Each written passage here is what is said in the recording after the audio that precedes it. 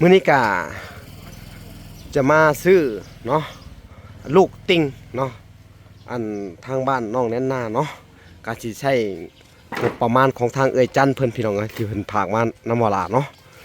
อันฝากมาไว้ใช้จ่ายในครอบครัวน้องแน่นนาเพิ่นว่าถ้าขาดเคินตัวใดก็ให้ใช้รถเด้อเพิ่นว่าน้องเพิ่นว่าเนาะโอเคพี่น้องเอ้ยเฮาก็เดินทางมาฮอดอันบ้านน้องแน่นนาเพิ่นก็มุ่งสังกะสีแหละหรือว่ามุ่งอะลูซิ่งแหละเนาะพี่น้องเนาะนี่ทางว่าน้อยก็มาผมเดียวกันสวัสดีเด้อสวัสดีเนาะโตพี่น้องก็เริ่มมุ่งเลย สบายดีเด้อสบายดีแม่คำตาเพิ่นนึ่งข้าวบ่ได้ยังกินล่ะโอ้เห็นอันแน่นหน้าไปเอ้ยก็ใช่ทางนั้นเบาแก้วเพิ่นเอาลงเนาะไว้ใช้นี่โหเอาขึ้นไว้ทางเฮือนเพิ่นเลยก็ได้หรือว่าไว้ในเตียงนี่ก็ได้เราเขียนรับเลยโยนออกพี่น้องแก้วจำเนาะเขียนรับแยกไปต้อง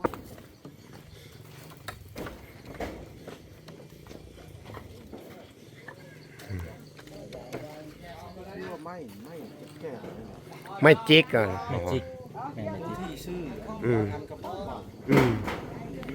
อยากให้เจ้าขอบคุณอันเอ้ยจันเด้อจากฮ่องกงเด้อเอาพี่น้องเอ้ยขอบคุณทั้งเอ้ยจันฮ่องกง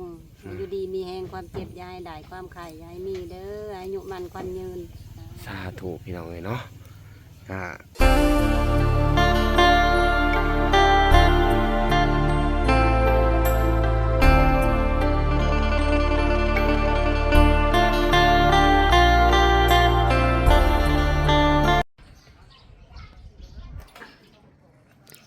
โอเคพี่น้องเอ้ยเนาะกราบสบายดีพ่อแม่พี่น้องเนาะเบิดสู่กูสู่คนพี่น้องเอ้ยเนาะกันยินดีเข้าสู่ช่อง YouTube เบาหลาสายบุญคุณนะทำคือเก่าเส้นเคยพี่น้องเอ้ยเนาะทักทายสบายดี FC ทางฝั่งไทยและ FC ทางฝั่งลาวและ FC ทางต่างประเทศนำเด้อพี่น้องเอ้ยเนาะที่รับชมเบาหลาอยู่เนาะมื้อนี้ก็จะมาซื้อเนาะลูกติ่งเนาะอันทางบ้านน้องแน่นนาเนาะก็สิใช้งบประมาณของทางเอ่ยจันเพิ่นพี่น้องเอ้ยที่เพิ่นฝากมานำบ่ล่ะเนาะอันฝากมาไว้ใช้จ่ายในครอบครัวน้องแน่นนาเพิ่นว่าถ้าขาดเคินตัวใดก็ให้ใช้รถเด้อเพิ่นว่าน้องเพิ่นว่าเนาะสวัสดีเด้อบ่น้อยสวัสดีนินจาเนาะมันแดดบ่พรสวัสดี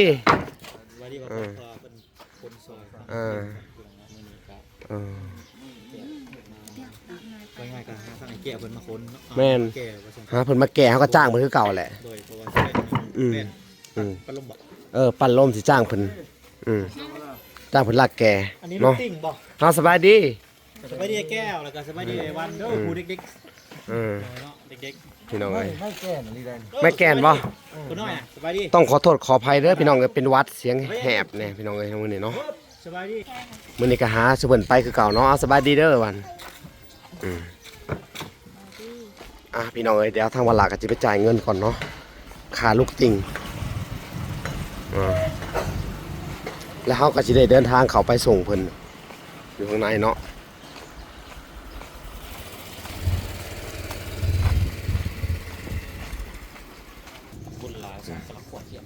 เราก็จะจ่ายเงินค่าลูกติ่งพี่น้องเอ้ยเท่าไหร่ล้านหนึ่งนะ200,000เนาะ50นี่พอมาลูกติ่งจังหวัดก่อน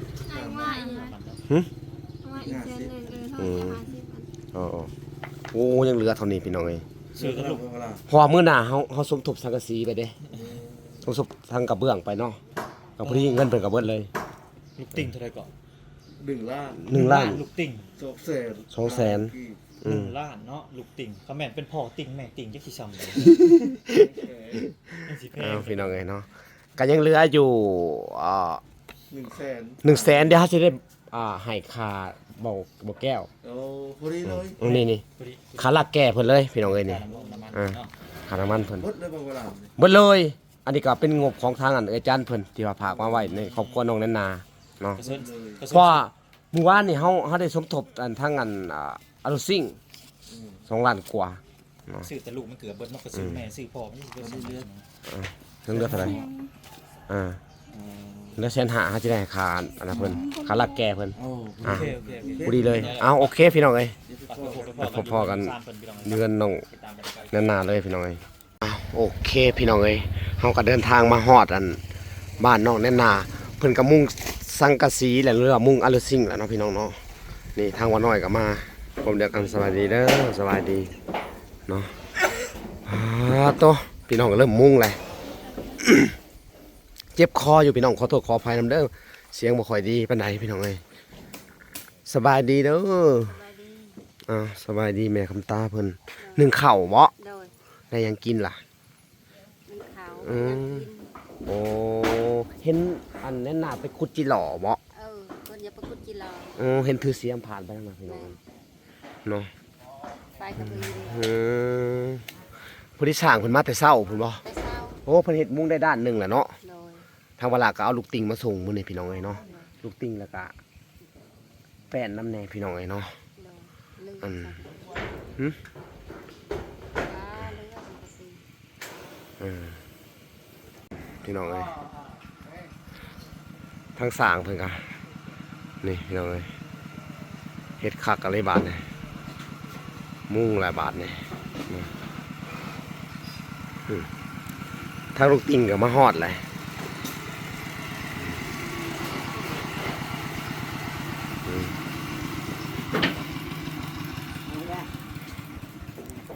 ลูกติ่งก็มาฮอดพอดีเลยเอาลงเลย เนี่ยตักเลย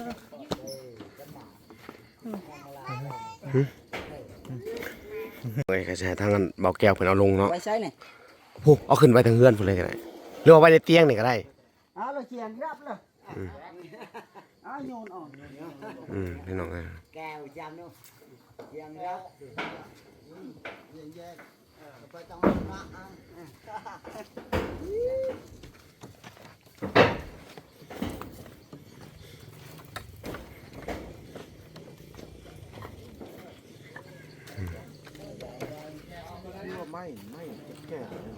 ไม่จิกอ่ะ จิก อันนี้ไม่จิกอย่างดีเลย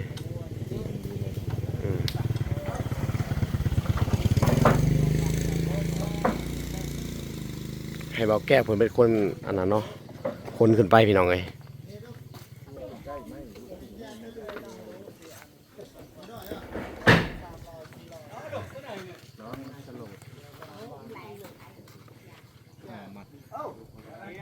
ถ้ามีสีท่างามเลยเนาะบ่หมอพรเพื่อนหลังนี่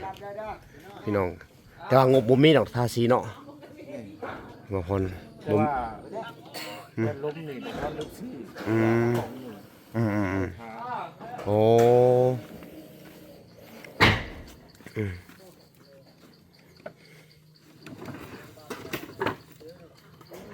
เดี๋ยวเพิ่นเอาลงเสร็จเดี๋ยวค่าใช้จ่ายค่ารักแกเพิ่นอีกพี่น้องเอ้ยเนาะ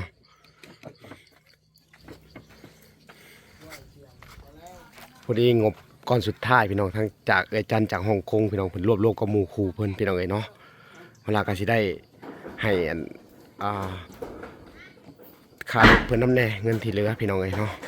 มันก็เหลืออยู่150,000พี่น้องเอ้ย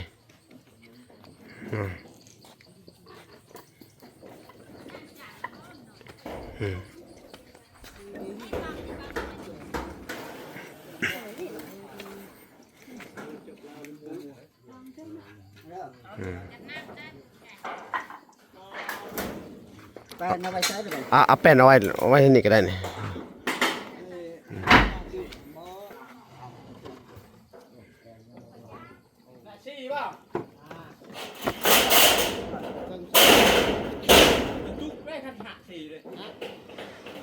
เชิงเถื่องฮะ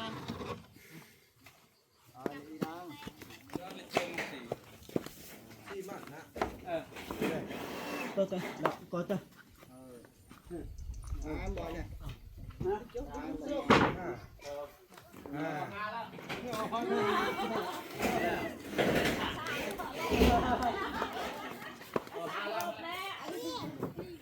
มาไปใส่เนาะลง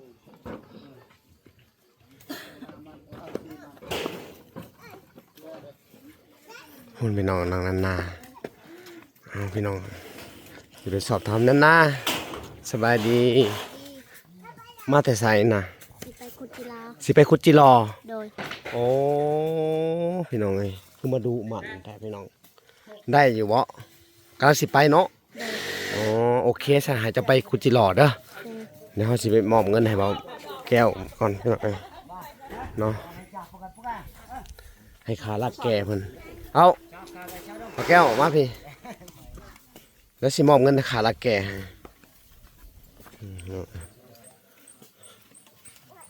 ผู้นี้เงินน่ะทางไอ้จันเพิ่นน้องพี่น้องเหลือ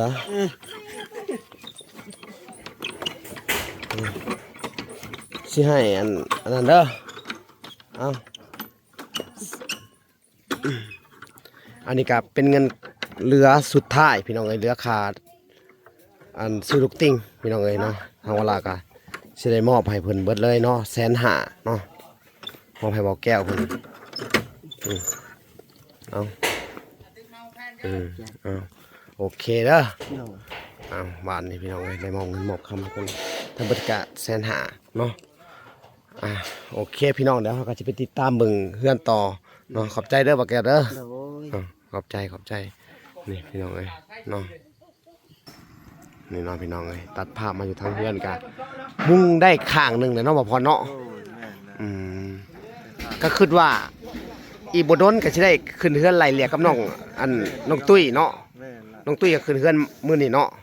สร็จ ก็ถือว่าขึ้นเสร็จเรียบร้อยแล้วทางเฮาก็ได้เดินทางมาผีต่ออีกพี่น้องเอ้ยเนาะนี่พี่น้องเอ้ยทางสร้างเพิ่นก็เฮ็ดไวเนาะ ไว้ ยอมเฮาเพิ่นเฮ็ดไวเลยมาตรฐานอีกพี่น้องเอ้ยนี่ มื้ออื่นนี่ฮะมุ้งแล้ว สอบอีก3มื้อสำเร็จ ซัมเมอร์ใส่ลูกตอกลูกติ่งเห็นบันไดเนาะดินบล็อกเขามีบ่นี่ เพราะว่าใช่เป็น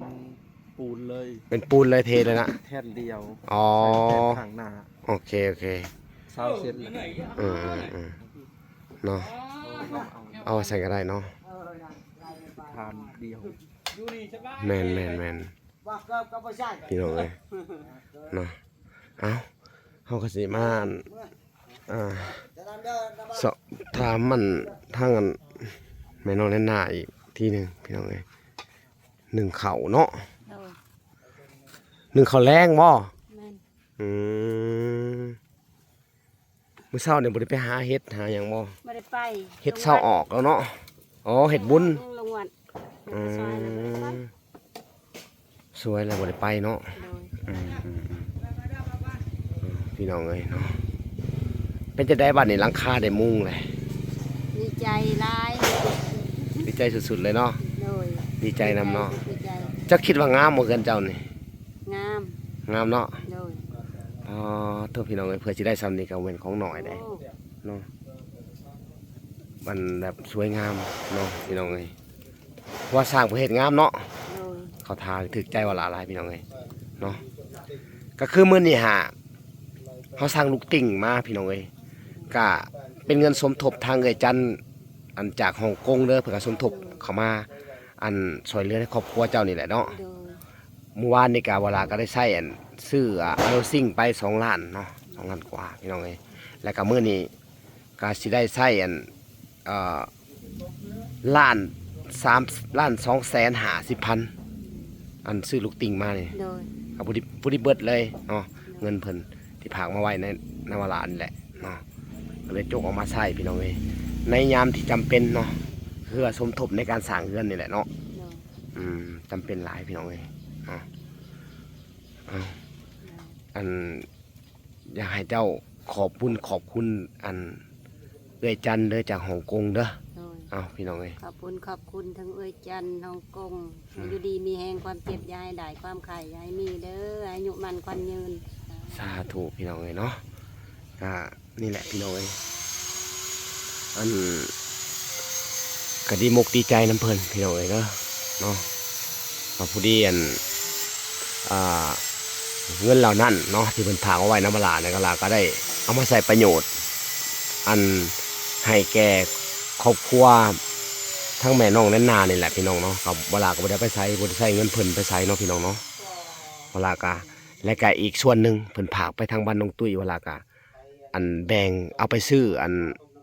อ่าที่นอนหมอนมุ้งให้เพิ่นเนาะทางน้องตุ้ยก็ได้พี่น้องเอ้ยก็ยังเหลืออยู่ล้านกว่าๆเวลาก็สิได้เอาไปเฮ็ดบุญตามจุดประสงค์ของเพิ่นเนาะพาน้องๆเพิ่นไปเฮ็ดบุญเนาะเฮ็ดบุญนำพ่อนำแม่เพิ่นเนาะก็อีกสัก 2-3 มื้อสิได้เดินทางเข้าไปเนาะก็ยามันแหละพี่น้องมื้อเช้านี่ก็ได้ไปขึ้นเฮือนนั่นน้องตุ้ยได้น้องตุ้ยก็ขึ้นเรียบร้อยแล้วเนาะของเจ้านี่ก็อีกบ่โดนได้นี่ เสียดายแต่